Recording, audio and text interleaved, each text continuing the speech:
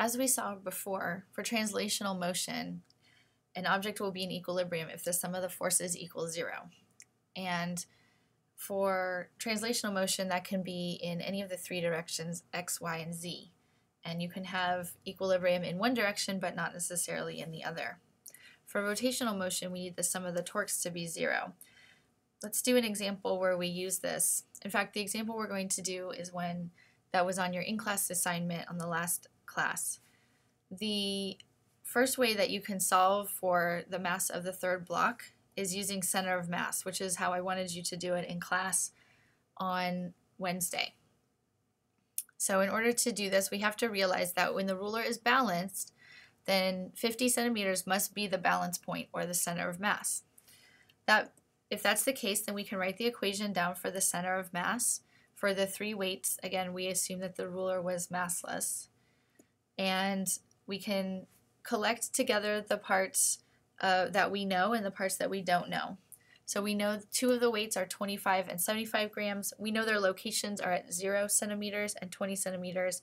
We know the location of the third weight is at 85 centimeters, but we don't know the mass of the third weight. So we're going to call that x. On the bottom, the sum of the weights has x in it as well.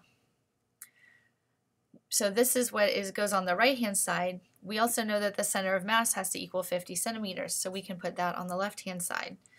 Now we can rearrange these equations and solve for x. So first thing we do is multiply what's in the denominator, 100 plus x, on both the right and the left. So we get 50 centimeters times 100 plus x in parentheses is equal to 150 plus 85x. I'm going to distribute in the 50 centimeters on the left side, so we get 5,000 plus 50x equals 1,500 plus 85. We can solve this for x and gather all the x's together on the right-hand side, gather all the terms without x on the left-hand side, divide by 35 on both sides, and that gives us 100 grams equals x. There's a second method that we can use to solve this, and now that we've solved it using the first method, we know what the answer is. So we'll be able to test and make sure that we get the same answer. The way we do that is using torques. So again, because the ruler is balanced, then we know there's no angular accelerations there are no angular accelerations of the ruler, which means that the sum of the torques have to equal 0. So remember that each torque due to each mass has the equation r times F perpendicular. Let's talk about each of these terms a little bit first. What is R? R is the location or the distance measured from the point of rotation. So those are actually labeled in the figure. There's R1, which goes from 50 centimeters to 0 centimeters. There's R2, which goes from 50 centimeters to 20 centimeters, and R3, which goes from 50 centimeters to 85 centimeters. F is the force perpendicular to R that's acting at each one of those masses, and the question is, what is that F? So we're going to talk about that a little bit. Again, just being specific about what R1, R2, and R3 are, in this reference frame, the center of motion becomes our origin, which is at 50 centimeters, and that means that both R1 and R2 are negative, and they're measured in relation to 50 centimeters. R3 is also measured in relation to 50 centimeters, but it's 85 centimeters, so it's much larger. In a sense, you can think of R as being a delta x in this case. And delta x needs to have a sign on it.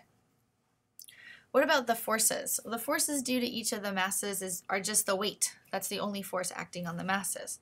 And so we can say that the force from mass 1 is mg. And remember, we need to make sure that if we're talking about force, we're using newtons. Even though we were using just the grams before, we should convert it into kilograms to make sure that we understand everything and are doing it correctly. So we can do the same thing for force 2. It's also equal to the weight. And force 3 is also equal to the weight. And this is the one where we don't know what the actual mass is. And so we're going to allow m for weight 3 to equal x because we don't know what it is. All of these distances that we measure are sideways, left to right. They're the you can see the R's have arrows in the figure, and they're pointing sideways. Sometimes they're pointing left, sometimes they're pointing right.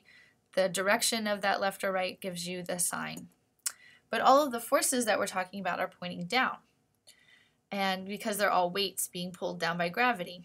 And luckily, these are perpendicular to each other. So that means that all of the forces that we calculated are already perpendicular forces and can be plugged in directly into this equation.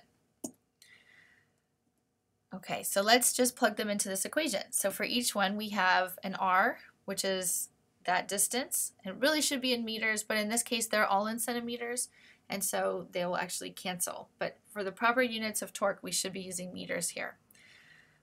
And then each one of the forces is mg, so each one of them has 9.8 meters per second squared multiplied by that mass. We can cancel every single one of the 9.8 meters per second from all the terms.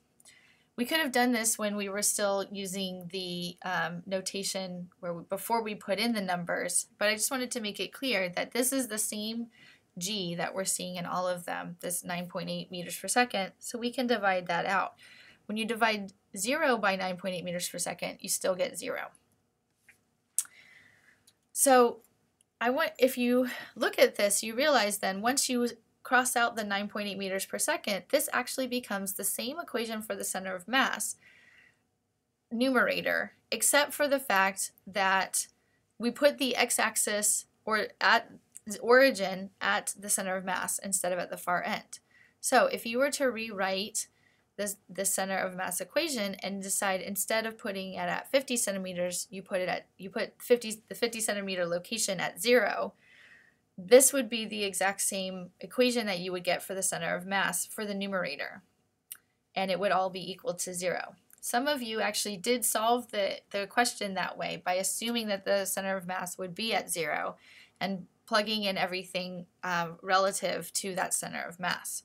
That's an equivalent way to solve the problem, and it's certainly an acceptable way to solve the problem. In all of physics, it doesn't matter where the origin is, you get the same answer either way, and you should have still gotten that 100 grams for mass 3. All right, so let's continue to solve this problem. So we can cancel out the 9.8 meters per second squared, or the acceleration due to gravity, from all the terms, and now we're just left with what is the equivalent of the numerator for that center of mass motion.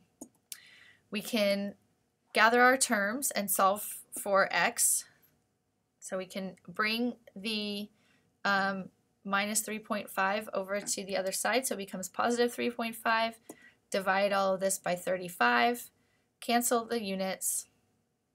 Can cancel the 35, and we get x is equal to 0.1 kilograms. Now we have to think. This seems like a different answer than what we had before, but remember that before we measured it in grams, and 0.1 kilograms is equal to 100 grams. So we did actually get the same exact answer.